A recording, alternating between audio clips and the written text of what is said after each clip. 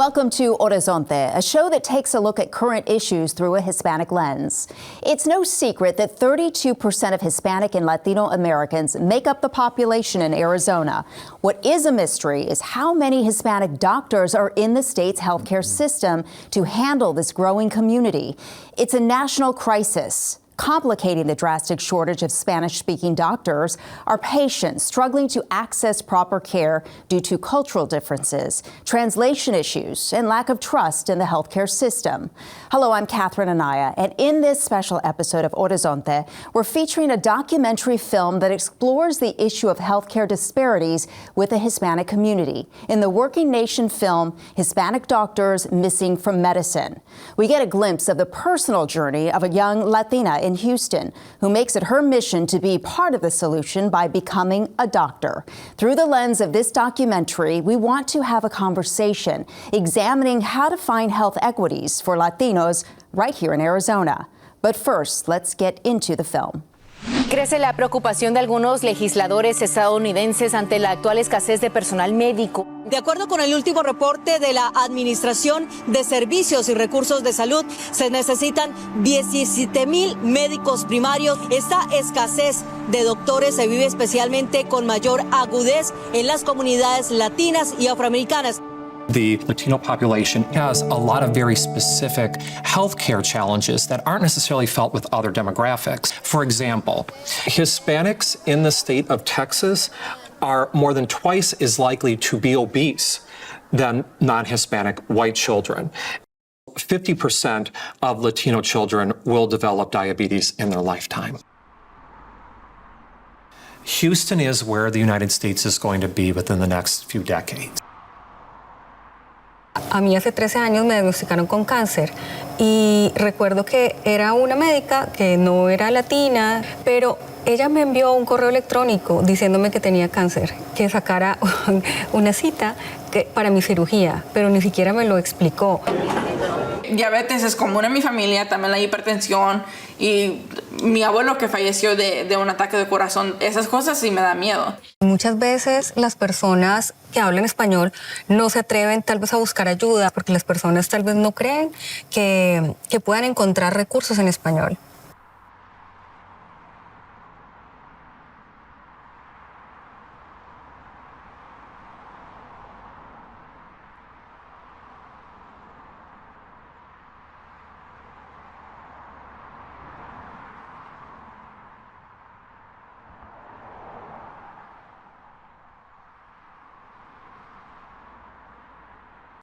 As the fastest growing population in the United States, we will need Latinos to be able to fill doctor roles and healthcare professional roles, just naturally with the way that our demographics are changing in the United States. No hay médicos latinos suficientes. Desafortunadamente, en los Estados Unidos somos 6% los médicos hispanos. En Texas un poquito más alto, 11%. A medida que va pasando el tiempo, la población hispana va creciendo, pero la población de médicos hispanos no está creciendo. Y conseguir un médico hispano es muy difícil porque casi aquí no hay. Es como buscar una aguja en un pajar. Nunca he preguntado por qué no hay más médicos hispanos. Nunca, la verdad que no se me había ocurrido preguntar eso. Pero sería bueno preguntar.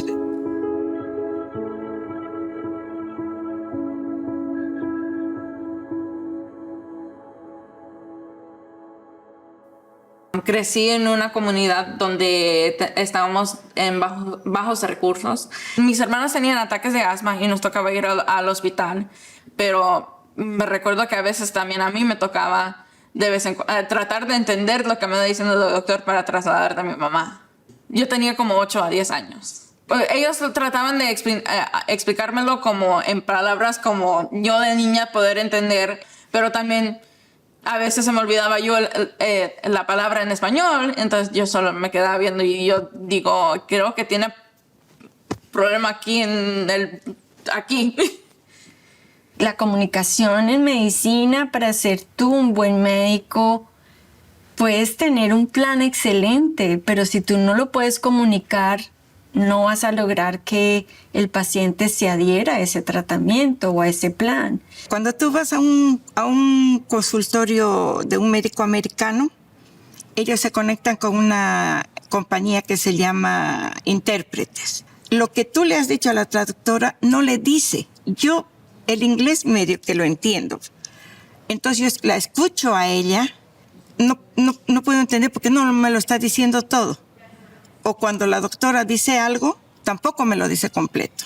There is a correlation that if you have a Latino doctor, that they're going to take care of Latino patients better. It is very important that we do have Latino doctors treating Latino patients because of the implicit bias that exists in society. It's real easy to say, your weight is up, you need to lose weight, you need to take your pills. And I said, have you ever sat in the shoes of some, particularly Latinos, you're up at 6 o'clock, well, you're at work at 6 o'clock, and you work all day, manual labor, it's hot, and you get whatever food is there. Mis papás han tenido que pasar por muchas adversidades en su vida. Mi papá trabaja como manejador de bus y mi mamá trabajaba como mesera, creo que desde que llegó a este país, y después ya recientemente se hizo general manager del IHOP donde trabaja ella. Y yo soy la mayor, entonces todo he vivido yo con ellos. Nosotros cuando ellos recién llegaron y había nacido yo, dormíamos en un apartamento de una recámara en el piso porque no teníamos el dinero. A veces pasaban como días de no ver a mi papá porque le tocaba trabajar como 2, 3 trabajos. De vez en cuando, por ejemplo, en mi familia era más como nos tocaba pagar renta o nos tocaba ir al doctor. Y mayoría del tiempo, por ejemplo, si mi mamá estaba enferma, ella decía, no, tengo que ir a trabajar, no importa. Ella, aunque estuviera con una fiebre de 104, todavía se iba al trabajo porque a veces el sistema médico es más como un privilegio que un derecho. Mis hermanitos también sufrieron mucho de asma cuando eran chiquitos. Todo lo del polvo, todo el mold y todo eso, fueron ellos muy exposed to that y no les ayudó mucho en el asma. Mi más grande motivación de estudiar medicina siempre ha sido mi hermanito. Mi hermanito Ethan, cuando él nació, como unas 2 semanas después, se le había cerrado el intestino pequeño. Entonces todo lo que consumía se lo vomitaba de regreso. Y nos dicen, es capaz que se vaya a morir. Y viendo toda esa experiencia, siempre se ha quedado conmigo. Creo que son todas esas cosas, recordándome por qué quiero estudiar medicina, recordando de mi familia, teniendo ese apoyo, que me ha ayudado todavía a motivarme a continuar a estudiar medicina. I've always loved to learn.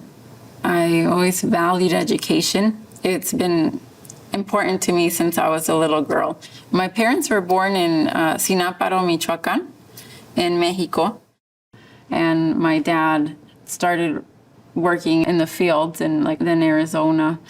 Well, I think for myself, I never imagined that I can be a doctor. I didn't see doctors around me. And growing up in East Oakland, California, it's a very rough neighborhood, a lot of violence and poverty there. Thinking about I want to be a doctor, it's hard for it to happen in places like that. Thank you for joining us for this special episode of Horizonte and the presentation of the short film Hispanic Doctors Missing from Medicine. We'll get back to the film shortly. We saw that Vilma's brother's illness and how she had to translate for her parents at such a young age fueled her quest to get into medicine. Rebecca Soto Caballero, who is a medical student and with the Latino Medical Student Association, understands Vilma's journey. Also joining me for this conversation is Dr. Jesse Bracamonte, who practices family medicine at the Mayo Clinic, Arizona. Doctor, you are very passionate about the need for more Latino and bilingual physicians. How dire would you say the situation is here in Phoenix and Arizona? It's quite dire. There's definitely a need. There's a lack of Hispanic physicians to keep up with a growing community. A lack of Hispanic physicians just allows for poor outcomes. There's not enough care to be provided to this special community that desires preventive healthcare needs and with a multicultural, competent care.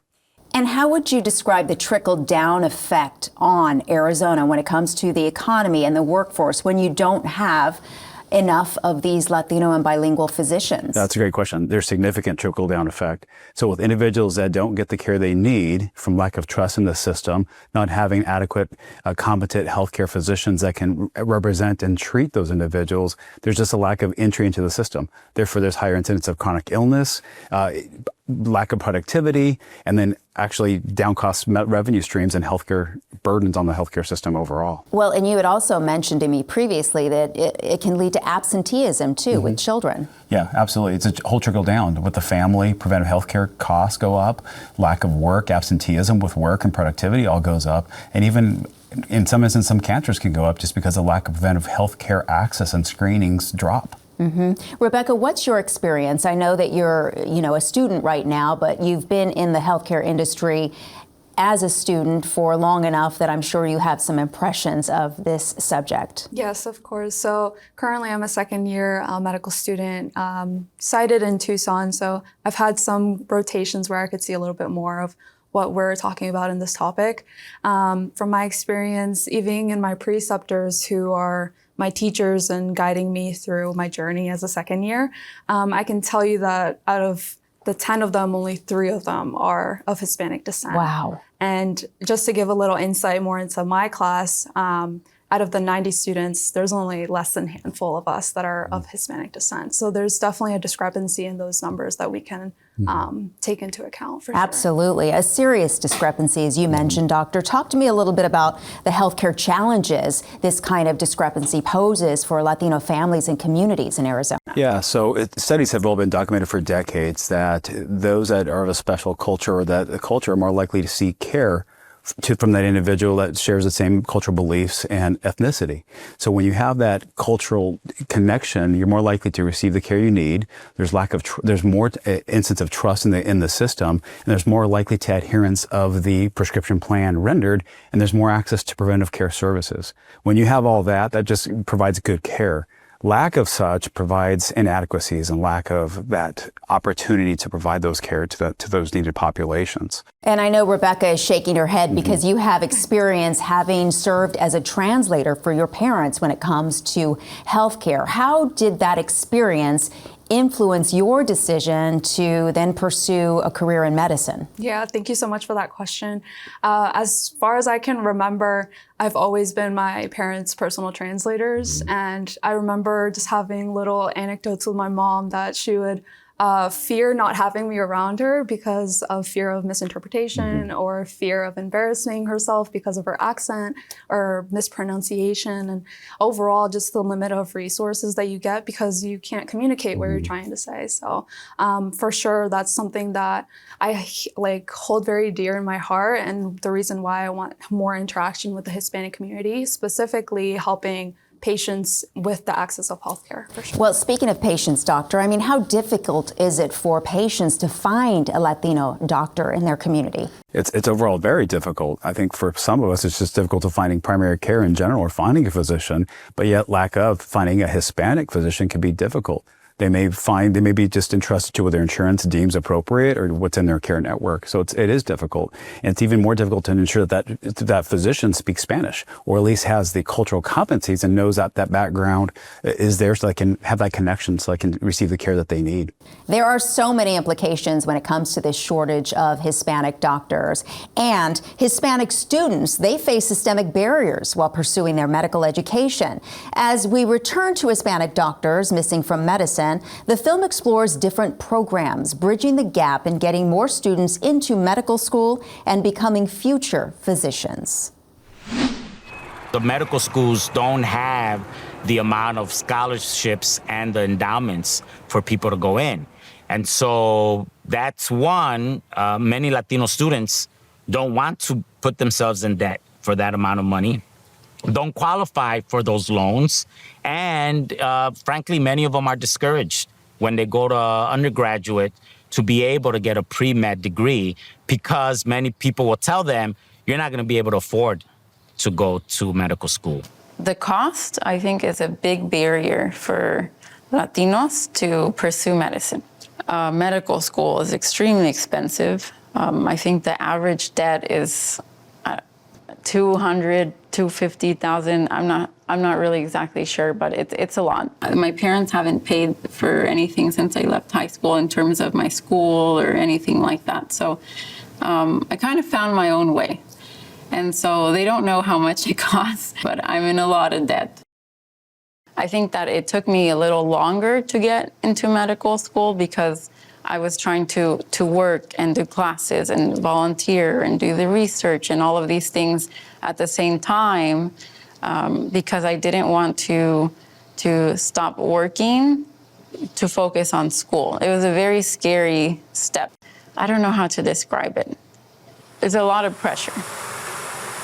Medical school is a very long process that can be very expensive. Considered our healthcare education was really not built around a consideration of having a Latino population or a Latino student body. So mostly, of course, designed for those that are English speakers from the United States. If you have a family that doesn't have access to a lot of resources, and that can indeed create a huge barrier for kids to make a decision to go to medical school. Yo soy estudiante de primera generación. Primero mi familia era a la escuela, a la universidad y a la escuela de medicina. Y ha sido un proceso súper difícil porque he tendido que aprender muchas cosas solas.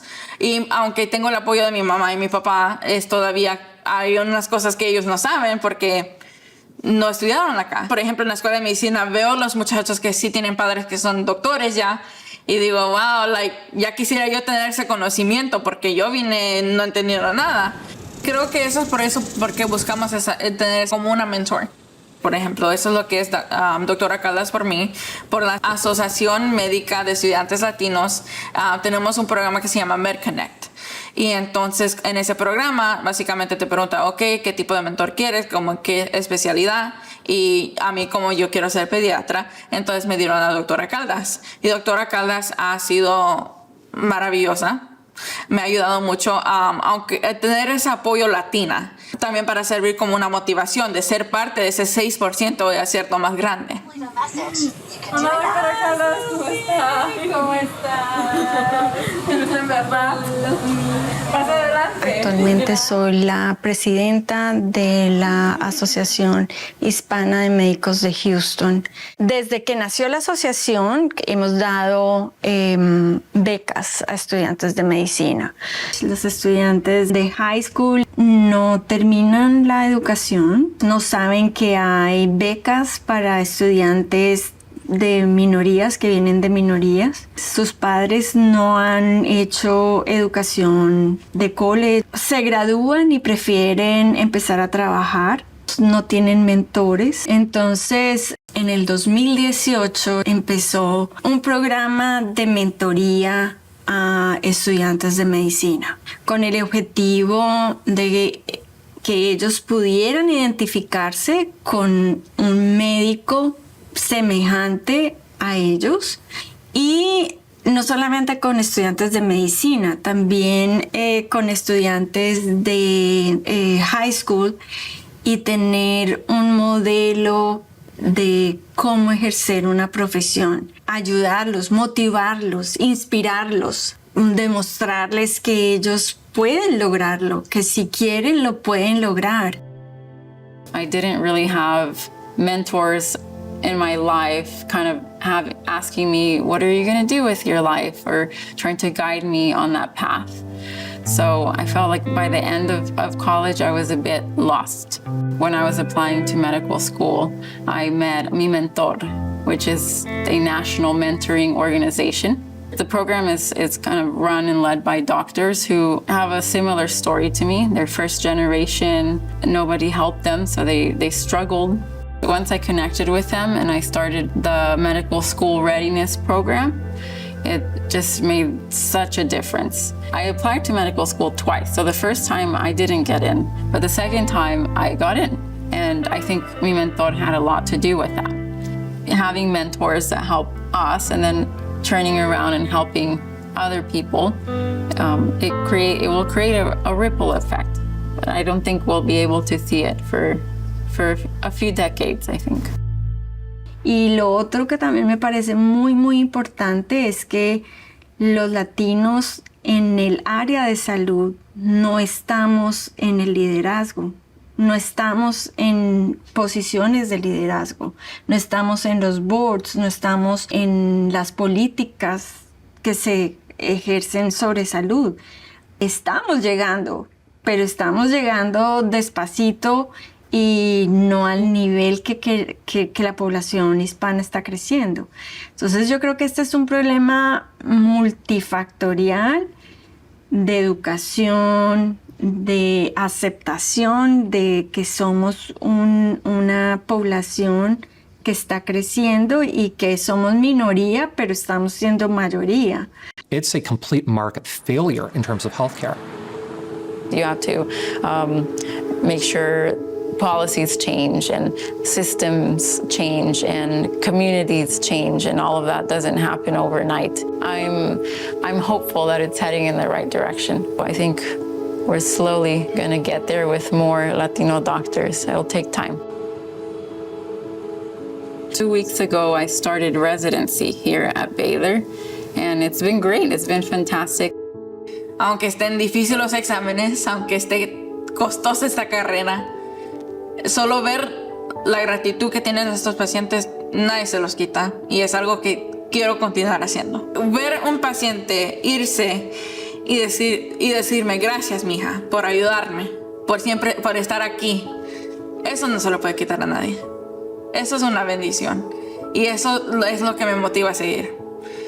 Quiero ser médica para poder darle voz a mis pacientes y tratar de ayudarlos. Para nosotros como familia, ella es un ejemplo de perseverancia.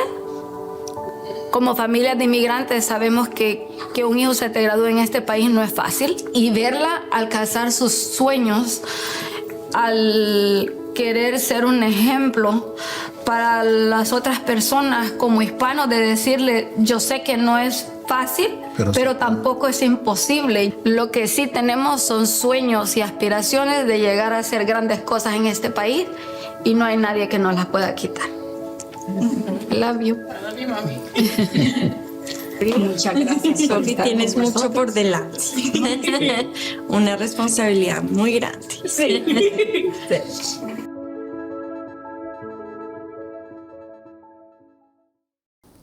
This film is so compelling. And Doctor, I want to talk to you a little bit about your passion for medical education. Do you think that Arizona's medical schools are doing enough to recruit and retain Hispanic physicians? Well, I think our med schools are definitely made progress. Can we do more? Absolutely. I think our numbers reflect that. There just aren't enough Latino physicians or graduating from med school, or even qualified applicants going into med school to select from the whole applicant pool. We can do more. I think we're giving ourselves maximum effort, but we have to up the ante on that. I think extending programs to have qualified applicants apply to med school will be our future workforce to keep up with the population. Rebecca, I want to get your thoughts on this, and particularly because you are a student in medical school, are doctors and students getting enough language training when it comes to, being able to speak Spanish with patients? Of course, yes. So after talking to some colleagues of mine during medical school, I can tell you that there should be more done in regards to providing more official language training. I can tell you a little bit about now that I'm in my Tucson community health site, that we have the opportunity to do an elective for our third-year rotation, and it's called Medical Spanish, but it is an elective and it's not required, so you would have to seek out for it. So again, I think that if it were more encouraged, or even in a requirement, that it would be better to promote more of that language awareness. Yes, and very critical, right, Doctor? Yeah, it is, especially in Arizona, where many individuals and patients speak limited English. So, like we all know that with that English to Spanish translation, or just speaking the language, you have better access and you have better health outcomes, I should say. So it's crucial. I think having those programs available, at least making an opportunity for all schools to have that, is a big first step. Going back to the education for just a moment, Rebecca, you're a member of the Latino Medical Student Association. How critical is that organization to you and others who are med students and who are interested in, becoming more vested in the number of Hispanic and Latino doctors in Arizona. Yeah, of course. So I can briefly mention my experience and journey as a pre-med in undergrad.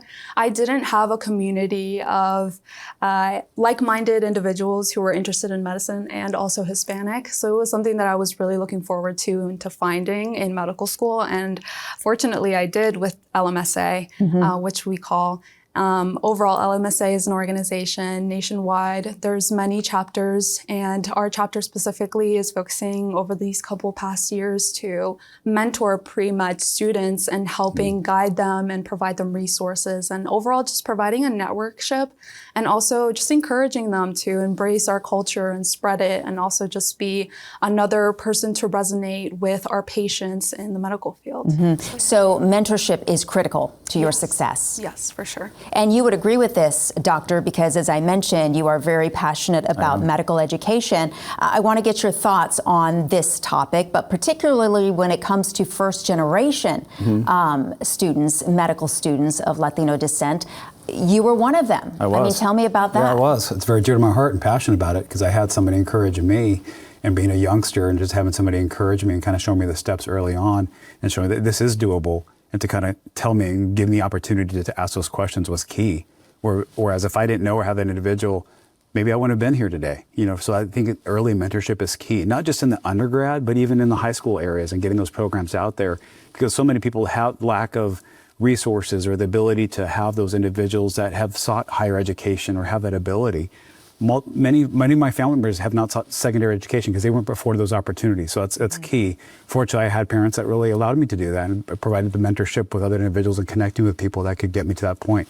So overall, mentorship programs, I think, are key in the future for achieving these numbers. And when we're talking about achieving these numbers, I mean, how important is it for these med schools to reach students at a younger age? I mean, when is the appropriate time? Well, I think it's critical. I think there's many programs out there that will go out and reach to undergrad, even some high school programs, and there's even elementary outreach programs that I have but our school supports and has our med students go out and reach to these elementary school kids to show them what healthcare is and show them that this is what the heart does, this is what the lungs do, to have that early mentorship opportunity to get the kids interested in medicine. That's number one. So those programs are out there. Should we do more? Absolutely, we can do more. I think the numbers clearly state that. Would you agree with that, Rebecca? Of course, yeah, 1,000%. Okay, thank you both. Appreciate it so much. It's my pleasure. We do want to once again thank our guests, Dr. Jessie Bracamonte and Rebecca Soto Caballero, for this very important discussion. This crisis is not going to be solved overnight because it does require systemic change in recruiting more medical students at a younger age, finding Spanish-speaking doctors who want to work in Arizona, and understanding the needs of Latino patients across the state. But we will continue having conversations like these because they're important and they matter to you.